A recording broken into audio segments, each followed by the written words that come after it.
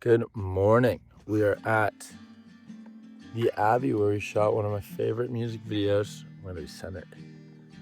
Aesthetic. In the Abbey. And today I wanted to kind of just talk about how I wrote a song. Never done that. This is for my newest song called Fetish. It came out a while ago, maybe like a month ago, with the EP, and it had a music video, and that music video is getting a lot of love. So thank you so much for watching. Fetish is kind of the exact opposite meaning of the title of the song. I wanted it to feel very provocative and feel very hypnotic and sexy, but in actuality, the song is about like making like real intimacy and love, like something that feels so forbidden. The fetish, like what if that was the thing that I'm like truly looking for and like truly desiring. I wrote that after a lot of different like pieces of heartbreak. I feel like my journey coming out and accepting my sexuality was not smooth.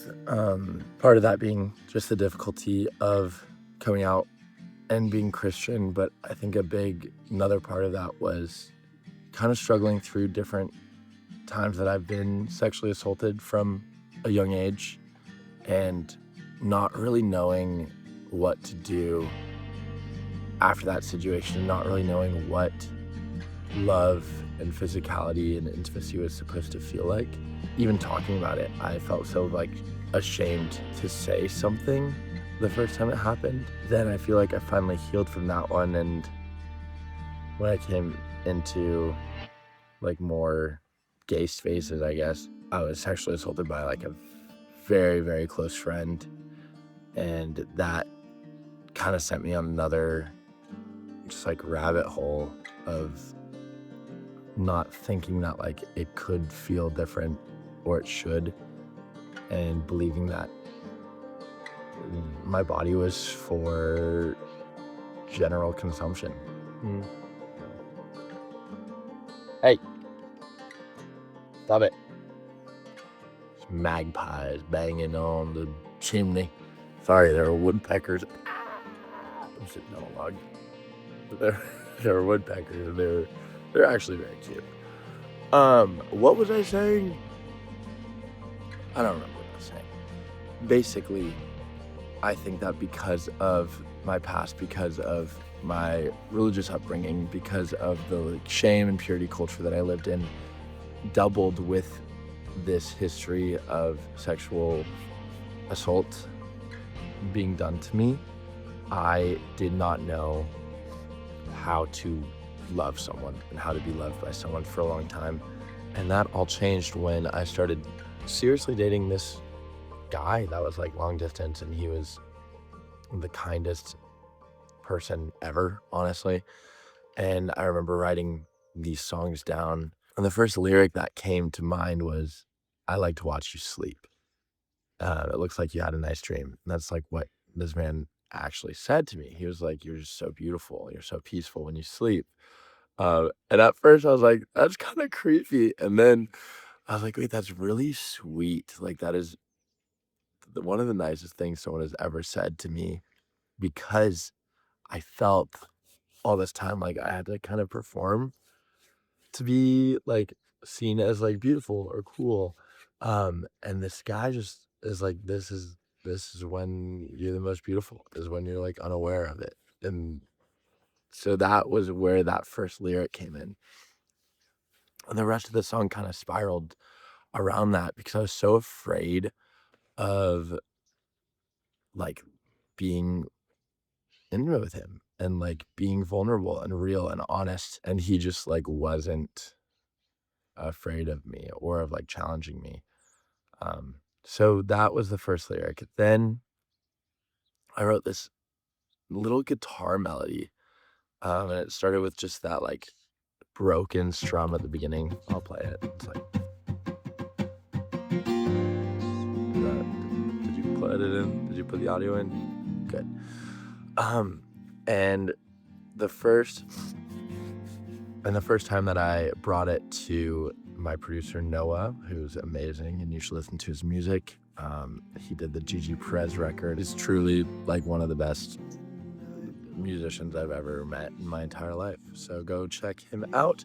But basically, when we were recording all these songs, I'd come in, bring the guitar, we'd write all the music, and then we'd sing my lyrics. And when I got, hi baby, when we got my first version back, I hated it. I was like, this is so bad. Like, and it wasn't his fault. It was my fault. The lyrics were just like not doing it anymore with the way that he was producing it. I wonder if I have a first demo. If I do, I'm gonna play it and pause like with a, nah, that's still stupid. I'll just play it. Okay.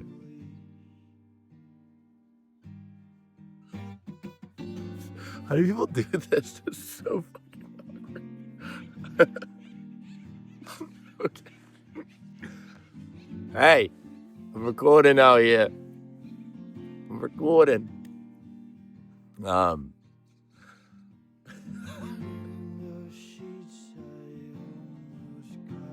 I hated it. And I went home that night. I was like so frustrated. I was like, I'm done with music. I'm quitting. I'm so bad at this. I hate it. And I was just like, okay, Noah, can you send me everything without any of my lyrics? Like, just send it to me. So he sends me the new track or the track without the lyrics. And I just like sit down and I'm like, I'm going to write this thing. I'm going to do it. And I do. I like change all of the lyrics, but keep the like heart of the song the same. And I remember when I wrote that refrain, this comes after I wrote In the Abbey. So I knew that I wanted to play with like sheets again. I wanted that like contingency. So I kind of wrote the opposite. I said, in those sheets, I begged one thing from you. Hold me like I'm something brand new. So this song comes before In the Abbey in the record. And I wanted this to kind of be like the opening of that door. In the Abbey being this true form of acceptance, fetish being the ability to ask for it. And so that was the first kind of like big break in the EP cycle, was that lyric. And I think the only lyrics to remain the same in the final version of the song and the first version of the song that I wrote is the second verse. But I'm really glad that we did it. I'm glad that we restarted, and I'm glad that I kept fighting, because that bridge is one of my favorite parts of the entire EP. I really like the lyrics, even though they're like so tucked in the back. But if you haven't heard them, it's I won't taste your poison. I won't need the pain. I won't scream your name. And then I won't feel so foreign. I won't feel so foreign. I won't need the shame. We'll love again. I feel like that section just is the entire song in this sentence. I felt so detached from my own body for a lot of my life, almost all of it. It felt like I was masquerading as something that I wasn't. And this song is kind of about being unlocked and being real and beautiful and accepted as you are in whatever state you can come to the table, being seen and being chosen and choosing them in return, and fighting with the shame that you have for something that you have been told is wrong your entire life. And that's, like I've said 100 times, it's not like overnight shipping. It's a minute. It's going to take some time. And it took me like, 3 years probably. I'm still dealing with it. Like, often I still like find myself not super sure how I view love. And yeah, I really like the song. I really like that that idea, like, we'll love again. Like, not just me and my person, but anyone that chooses to be viewed intimately and to be seen fully. It is a choice. It is not something that anyone else can do for you. It's something that you have to decide to do and decide to like let go and drop your walls. So I really I'm all about love, man. Man. Uh, I'm so dumb. Sorry. But yeah, no, honestly, I really think that that is what it's all about, is being capable of letting yourself be seen and loved by another person and loving them in return. I think the only inspiration that I had for this track was Spell by Dora Jar. If you haven't heard it, it's brilliant. Much better than mine. Just kidding. Kind of. I don't know. How self-deprecating are you supposed to be when you do this shit? I don't know. A little bit.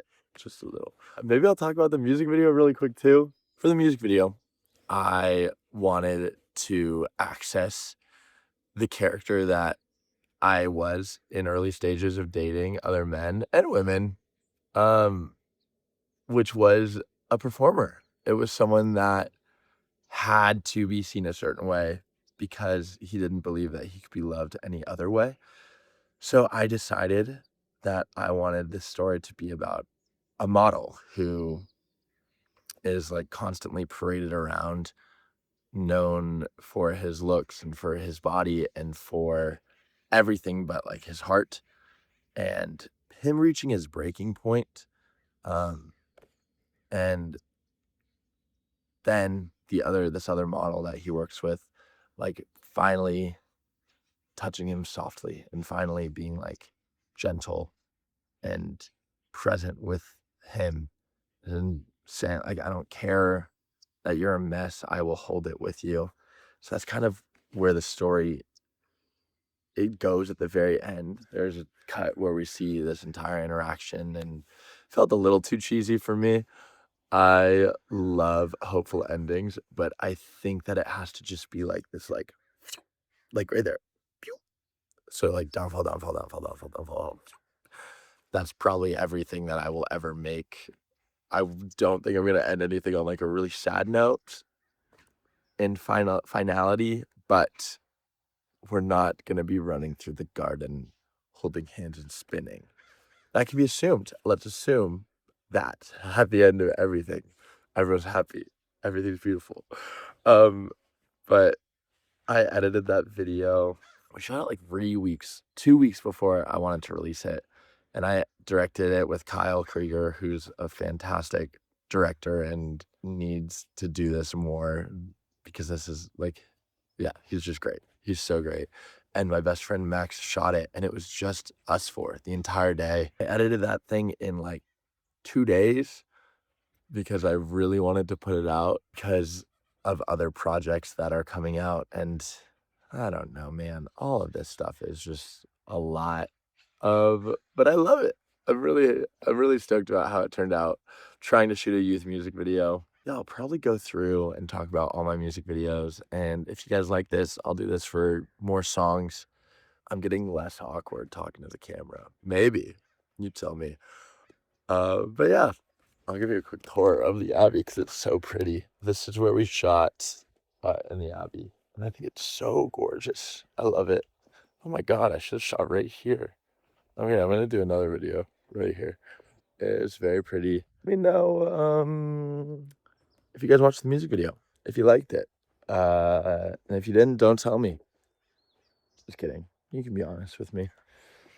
Love you. Bye.